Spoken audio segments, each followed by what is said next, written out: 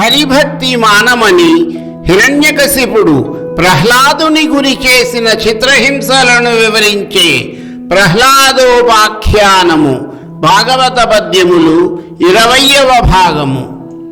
దైత్యరాజు హిరణ్యకశిపుని ఆదేశముపై రాక్షసులు ఏమాత్రం జాలి కూడా లేకుండా, జంకుగొంకు లేకుండా ప్రహ్లాదుని బాగా కొట్టారు.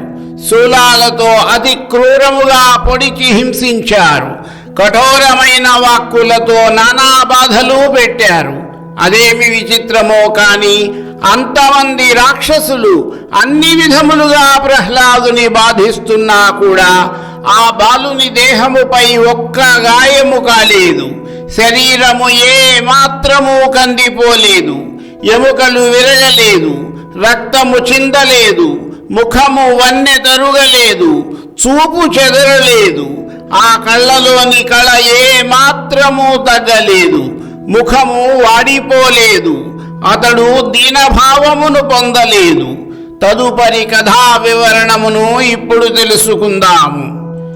తన్ను నిశాచరుల్ పొడువ దైత్య కుమారుడు మాటి మాటికి, ఓ పన్నగశాయి, ఓ ధనుజ భంజన, ఓ జగదీశ, ఓ మహాపన్న శరణ్య, ఓ నిఖిల పావనాయంచు నుతించుగాని, తా కన్నుల నీరుదేడు భయకంప సమేతుడుగాడు భూవరా. ఓ ధర్మరాజా, ఆ విధముగా అంతమంది రాక్షసులు తనను ఎన్ని విధములుగా హింసిస్తున్నా ప్రహ్లాదుడు మాటి మాటికి, ఓ పన్నగశయన, ఓ రాక్షసాంతక, ఓ లోకనాయక, ఓ దీనరక్షక, ఓ సర్వపవిత్ర అని అనేక విధములుగా భగవంతుణ్ణి ప్రార్థిస్తున్నాడు తప్పించి కన్నీళ్లు పెట్టడం లేదు. ఏమాత్రం భయపడడం లేదు. అతనిలో కొద్దిగానైనా జంకు కనబడడం లేదు.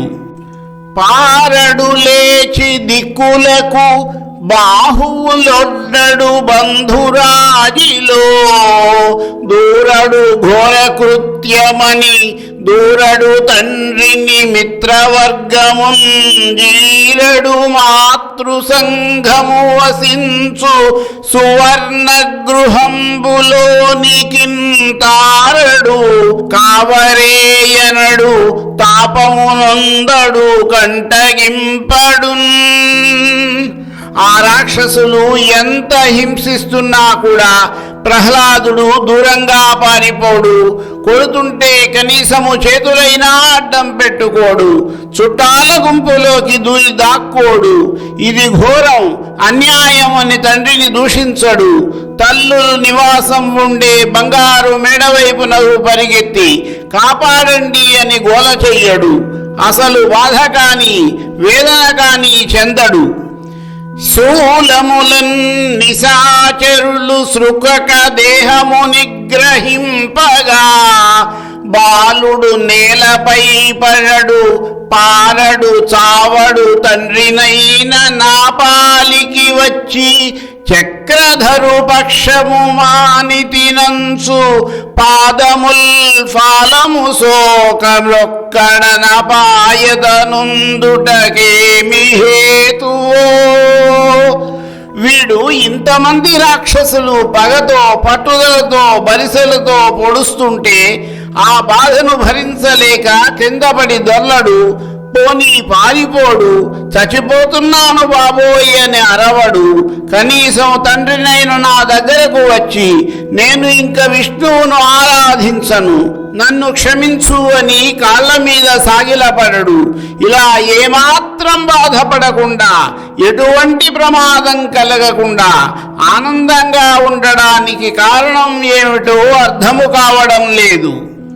ఒక మాటు దిక్కుంభియూధంబు తెప్పించి కెరలి డింభకుని ద్రొక్కింపవంపు, ఒక మాటు విషభీకరోరగశ్రేణుల కరువడి అర్భకు కరవవంపు, ఒక మాటు హేతి సంఘుగ్రానలములోన విసరి కుమారుని వ్రేయవంపు ఒక మాటు కూలంకషోల్లోల జలధిలో మొత్తించి శాబకు ముంపవంపు విషము వంపు విదళింపగా వంపు దొడ్డ కొండ చెరుల ద్రోయ వంపు బట్టి కట్టవంపు బాధింపగా వంపు బాలుగినిసిదను జపాలుడధిపా. హిరణ్యకశిపుని అనుమానంతో పాటు మరింత కోపం పెరిగిపోయింది. ఒకసారి దిగ్గజాల లాంటి మదపుటేనుగులను తెప్పించి తన కొడుకును వాటి కింద పడేసి తొక్కించమని పంపాడు. ఇంకొకసారి అతి భయంకరమైన అనేక పెద్ద విషసర్పాల చేత గట్టిగా కనిపించమని పంపించాడు. మరోసారి ఆ పిల్లవాడిని భగభగమని మండుతున్న మంటలు కలిగిన అగ్నిగుండాలలో పడేయమన్నాడు. ఇంకోసారి ఆ చిన్న పిల్లవాడిని పట్టుకొని బాగా చితక్కొట్టి నడి సముద్రంలో ముంచేసి రండని పంపాడు. విషం పెట్టి చంపేయమన్నాడు. కత్తితో నరికేయమన్నాడు.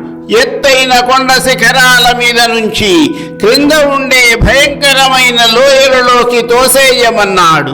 కదలకుండా కట్టిపడేయమన్నాడు. అలా హిరణ్యకశిపుడు ప్రహ్లాదుడికి రకరకాల చిత్రహింసలు పెట్టించాడు. ఒకవేళ అభిచార హోమంబు చేయించు, ఒకవేళ ఎండల నుండబంచు, ఒకవేళ వానలను పహతి నొందించు, ఒకవేళ రంధ్రంబులుక్కబట్టు, ఒకవేళ తన మాయ నొదవించి వెగడించు, ఒకవేళ మంచున నొంటి నిలుపు, ఒకవేళ పెనుగాలి గున్ముఖుగావించు, ఒకవేళ బాతించు నుర్వియందు, నీరు నన్నంబు నిడనీక నిగ్రహించు, కసల నడిపించు రువ్వించు గండశిలల గదల వ్రేయించు వేయించు ఘనశరముల కొడుకునొకవేళ అమరారి క్రోధియగుచు. సురవైరైన హిరణ్యకశిపుడు అంతులేని కోపంతో కొడుకును సంహరించడం కోసం చేయరానివి అన్నీ చేశాడు. ఒకసారి అభిచారిక హోమం చేయించాడు. మండుటెండలలో నిలబెట్టాడు. కురుస్తున్న దడివానలోకి గెంటాడు. కుర్రవాడి నవరంధ్రాలు మూసి ఉక్కిరి బిక్కిరి చేయించాడు. అంత చిన్న పసివాడికి తన మాయలు అన్నీ చూపించి భయపెట్టాడు. గడ్డ కట్టించే చలిలో ఉండే మంచులో ఒంటరిగా నిలబెట్టాడు. గాలి దుమారంలో ఎదురుగా నిలబెట్టేశాడు.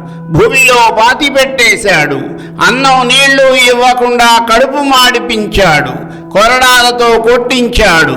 గదలతో మోదించాడు. చివరికి చిన్నపిల్లాడు అని చూడకుండా అతని మీదకి రాళ్లు రువ్వించాడు. బాణాలు వేయించాడు. ఆ విధముగా కొడుకును ఆ క్రూర దానవుడు అనేక విధములుగా హింసించాడు. మరికొంత కథా వివరణము నా తదుపరి భాగములో.